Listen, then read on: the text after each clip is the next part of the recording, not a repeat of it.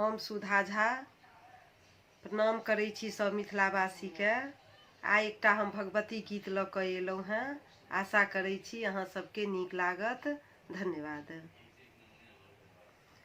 फूल अड़हुल के लाल लाल लायब, माहे आही के चरण चढ़ायब।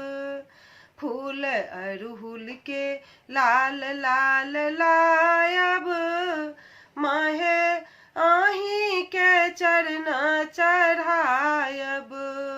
फूल अड़हुल के लाल लाल लायब, माहे आही के चरण चढ़ायब।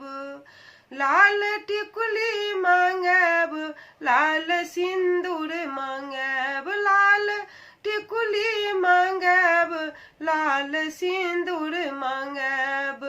लाल अचरी, लाल अचरी आही के ओढ़ायब, माहे आही के चरण चढ़ायब।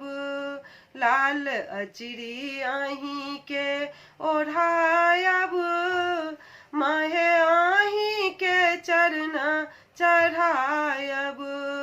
फूल अड़हुल के लाल लाल लायब, माहे आही के चरण चढ़ायब। चम चम मंदिर सजब, गम गम ज्योति जरब। चम चम मंदिर सजब, जम जम ज्योति जरब। साँझ भिनसर, साँझ भिनसर भजन हम गायब, माहे आही के चरण चढ़ायब। साँझ भिनसर भजन हम गायब, माहे आही के चरण चढ़ायब।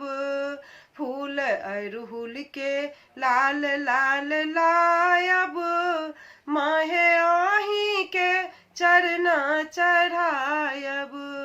फूल अड़हुल के लाल लाल लायब, माहे आही के चरण चढ़ायब।